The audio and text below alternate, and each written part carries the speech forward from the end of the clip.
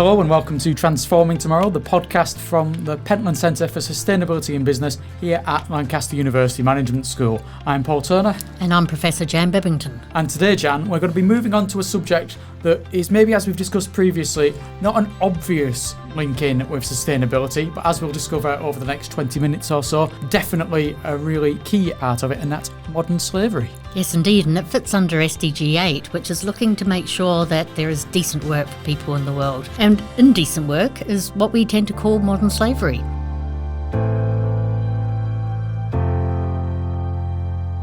So modern slavery is an umbrella term. Captured within it is forced labour in all sorts of supply chains, quite often company supply chains, as well as forced marriage. Here at the Management School, we are focused on the forced labour part of modern slavery, but those two terms are quite often used interchangeably. To give you an idea of how big this problem is then, about 50 million people are caught in modern slavery of some sort, about 28 million in forced labour, 22 in forced marriage. Now, I don't know about you, but I don't know how big 28 million is. So I had a wee look to think about countries of about the same size. So neighbours in the South Pacific, Australia, has a population of 26 million. So I hope that's kind of sobering, but it gives you a way to sort of grasp the size of the problem that we're looking at today. Tens of millions of people worldwide affected by it.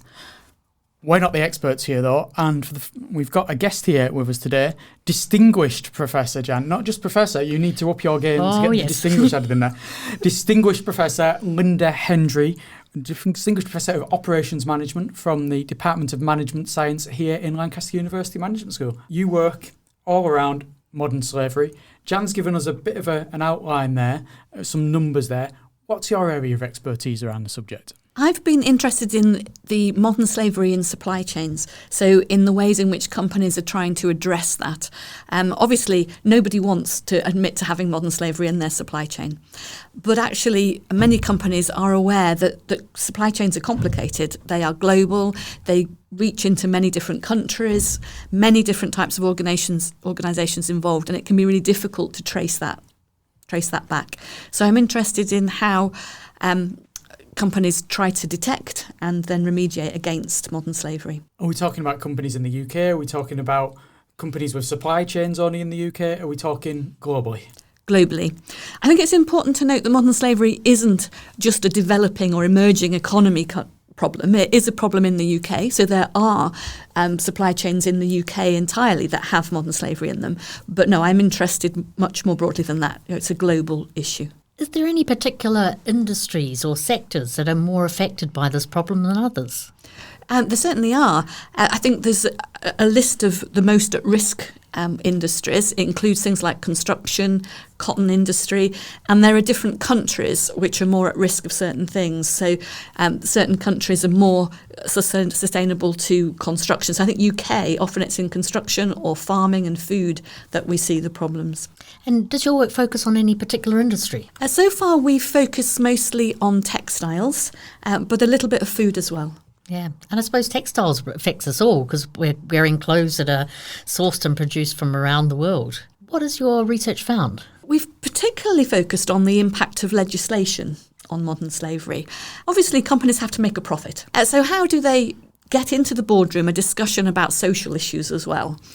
And what's really interesting is that there's been a lot of new modern slavery legislation over the last 10 years or so, and that has required supply chain transparency. So, for example, in the UK, in 2015, some new modern slavery legislation came out, and it had 6 things that every company should do to provide more transparency into the supply chain. So our research has been looking at company responses to that and how they then try to address those issues given the legislative requirements. When you talk about the textile industry and modern slavery, the images that immediately come into my head, perhaps in this country, would be fast fashion. Is that an issue? Maybe sweatshops where people are working in these kind of industries at really bad conditions, forced labour. Is that the kind of thing that maybe we're thinking of? Yeah, I mean, it may be that those are the particular working environments that people find themselves in. So it may be that they are in big sweatshops. But that isn't necessarily the issue, to be honest,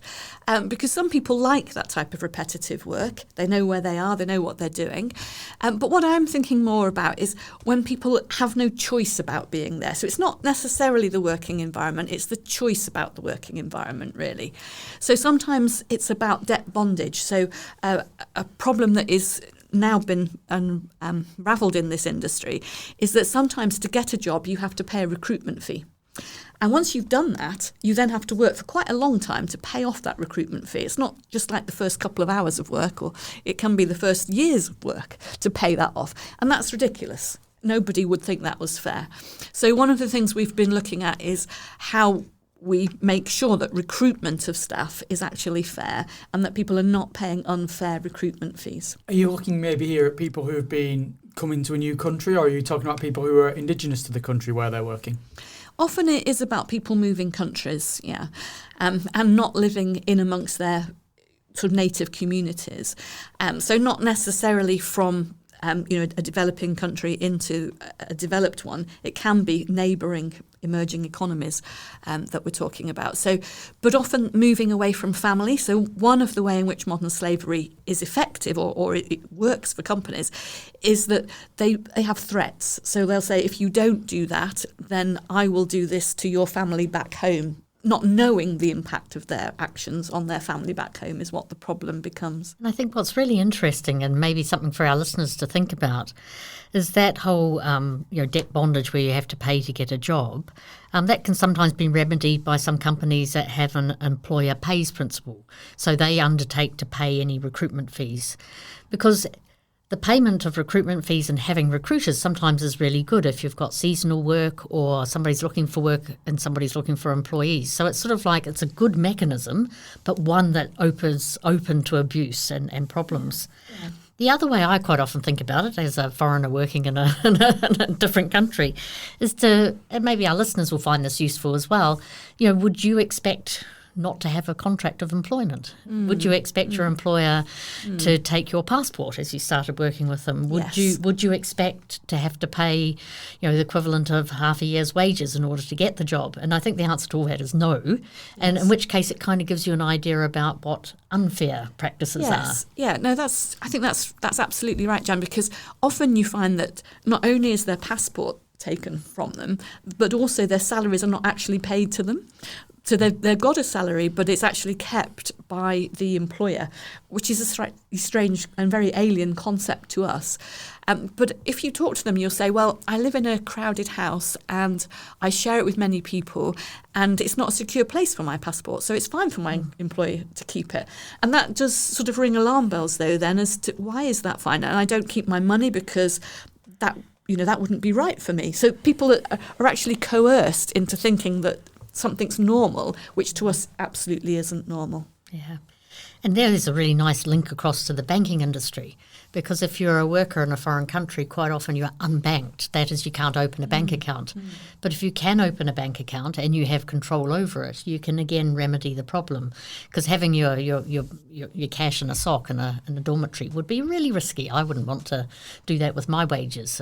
So I think it's one of the things I find really interesting about this field is that quite good things can go bad, and it's about what we might do to stop those things going bad. It strikes me as well that it's maybe an unintended consequence of government legislation, like you say, that might be in place to prevent certain people having bank accounts in certain countries. Can't surely have been designed in order to punish people or make life worse for people who are, working in these situations in factories, wherever they're working, and suffering from forced labour, modern slavery.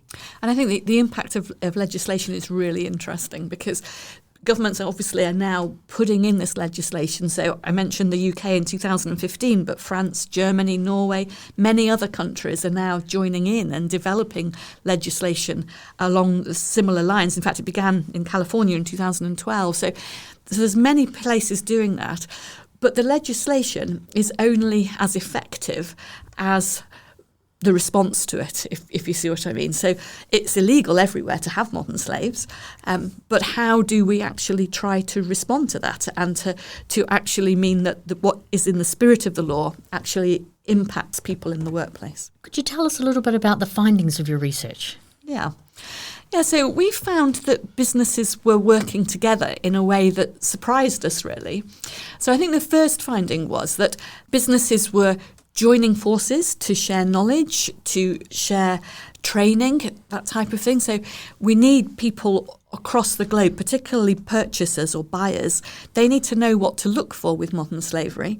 So we found companies sharing those sorts of practices and developing trust and commitment to each other in a way that did surprise us, because often we're talking about brands that compete with each other, so that, we'll buy our jumpers or whatever from a variety of companies, don't we? And we know that it's either that one or that one, and they're competing. But because they were recognising that this is a global issue and that they've all got to respond to the same legislation, they were starting to try and work together in a really interesting way. And those collaborations, are they in around sectors?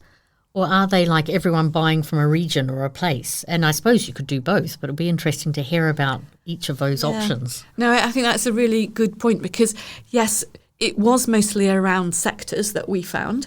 And one of the things that people have pushed for is that we should have a textile-wide response to this. Mm-hmm. But I don't think we're there yet, actually. So I think there's a lot more research to be done on that.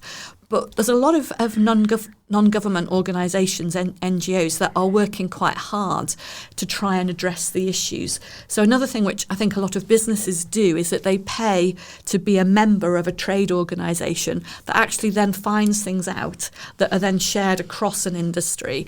And then it can be broader than one industry even. There's the Ethical Trade Institute in the UK, for example, which I think is a really good organisation that many companies buy into and that tends to bring companies together. And you often hear about businesses talking about toolkits that they might get from an organisation like that helps them decide how to try and assess risk for a specific sector or a particular country that they might want to source from. How difficult can it be when you obviously work in supply chains that involve so many different steps, possibly in so many different countries, to monitor and take account of the type of activity that's taking place there and the risks of modern slavery and incidences of modern slavery? It's really difficult. I think it's one of the key research topics that we all continue to investigate. Often it's easy to develop your supplier from one tier to another. So, the retailer in the UK might go to the factory or what we call the first tier supplier in a different country, but they go through to several other suppliers. So if you think about your jumper, you've got someone that assembles your jumper, but then you've got someone who makes buttons, someone who makes zips, someone who makes yarn. Then you've got someone, you go right back to whatever fabric it's made of that creates that fabric or farms that fabric if it's cotton or whatever. So there's many different tiers. So it can be really easy to do a single step to the assembler of the cardigan, but it's not necessarily so easy to go down the steps. So one of the current research topics that we're looking at is what we're calling training of the trainer. So you're trying to develop one tier so that they can develop other tiers, or you're bringing in an external body to develop one tier so that they can try and develop other tiers. So this whole issue of trying to extend thoughts across a supply chain is really difficult. And I'm feeling an accounting question coming on, as you might imagine. Accounting, Jan. Go on. So what kind of data do you need from your suppliers to get that? I guess it's traceability, isn't it, from one layer to a next? And does that data travel along with the invoices that somebody's being asked to pay? I think the data question is really interesting because so much of this is on trust at the end of the day. Yeah. A lot of the data is just driven by the legislation. So in the UK, you have to do your modern slavery statement, which says what you're trying to do to address it. But it's not quantitative data typically. Yeah. It's more we have codes of conduct with them, or we are doing supplier development with them, or we are training people. So it's data, yes, but it's not quantitative data as such. It's more about actions and activities that we're doing. You've done other work, Linda, regarding sustainability certifications for businesses. I'm wondering, is there a similar kind of process regarding modern slavery certifications for the operations that are in place? And can they be useful for companies operating abroad to see what other companies are doing in another country to them? Yes, absolutely. Certification is one way in which we try to do things. So we have external bodies that do the certifying. That can be quite expensive, so that tends to work for your first tier, but it gets more less viable lower down the supply chain if you're talking about small companies. So typically codes of conduct are used. So a buyer might say to a supplier, you must sign up to this code of conduct. But then that's where the trust comes in. So they might, sign a contract to say that they are following that code of conduct, and they might get their supplier to do that, who might get their supplier to do that, etc. But in fact, whether or not people do, it's the trust issue and building that up, but also the understanding of what modern slavery is. And this is where I guess the external investigators or assessors that you've talked about would come in, because they would be the ones who'd be able to assess independently whether what these companies are saying they are doing is actually what's happening on the ground. But I think it's so hard when you're talking about a criminal activity, though, isn't it? Because it's really hard to come in and assess that. No one's going to admit to it, and there's all sorts of rumours about how businesses know someone's coming and can therefore get their slaves out of the room at that point. So there's all sorts of rumours about that. So in the end, I think it's got to be more about just trying to gather some momentum and some public pressure that also works with the businesses and keeps this alive for businesses. Because I think one of the things for me that I feel quite passionate about is that the legislation, when it first came out in the UK, seemed to have a big impact. But already that impact seems to have lessened quite a lot. Because one of the ways in which it was supposed to work was for businesses to put these modern slavery statements on websites, and if customers like you and I weren't feeling that they were doing enough, we might boycott them or use a different brand or whatever. Yeah. But that's just not happened. So now the modern slavery statements, and that's the only thing the legislation asks them to do, the effectiveness of that is going down. And so we as consumers have got to get on board as well, because businesses can't do this alone, actually. There's also got to be social pressures. That suggests to me there might be innovation in reporting as well. So like the UK, other than the Californian Act, which is more about prevents the import of goods made with slave labour, the UK was a massive innovator in that area, and the subsequent acts I think are getting more sophisticated. So it might be, if there was an opportunity to revisit the UK Act, it might sort of increase its capacity to learn from these other countries' attempts as well. I was really kind of struck by your trust and untrustworthy, because you touched upon there that there's some bad people in this space, isn't there? Yeah, so you've got that criminality element. Yeah. How do you understand that, and how do we unpack that criminality that sits in these supply chains? I think that's a really good question. I think building relationships with people is the key to this, really. One of the ways in which I've seen in our research, we've seen trust be built is, again, by using local NGOs, not sort of global ones. So if there is poor treatment, so you've done your educating of everybody and somebody says, oh gosh, actually I am a modern slave. Yeah. How do we get that person to then have the trust to come forward with that? So one of the things I've seen businesses do is have a phone number which is not linked to the business. So again, it's an NGO, so they pay a local NGO who has the phone number. The employee can ring that number, but their name doesn't necessarily get back to the supply chain businesses. Yeah. So it's decoupling what's happening in the supply chain with the individuals. So trying to find a safe way for people to say, this is happening to me, without the repercussions that they're so worried about. So we said at the beginning that coercion is the big thing, the threat of what might happen to my family or whatever. But the other thing, I think, is poverty. If we could just get rid of global poverty, it would be so much easier. Because sometimes people will say to you, well, I'm in this situation. Yes, maybe it's a sweatshop, as you asked about earlier, but I'm with my aunt and I've got a job. And actually, if I go back to where I was before, I had no food. So there's this huge issue of food, which actually, or lack of food or poverty, that drives modern slavery in supply chains, because sometimes people feel they haven't got another choice. I read the most sort of harrowing account of some people who were working in charcoal making in South America. And so that's right up against the forest regions, and there's lots of deforestation with it. But some people who had been caught in modern slavery and got out of it said that they'd factored that into their job decisions, which again is just dismaying to think that you'd have to think about, well, I might be caught, but it's probably still worth it because I can probably get out. And that's just that's unsustainable development, I think. Yes, indeed.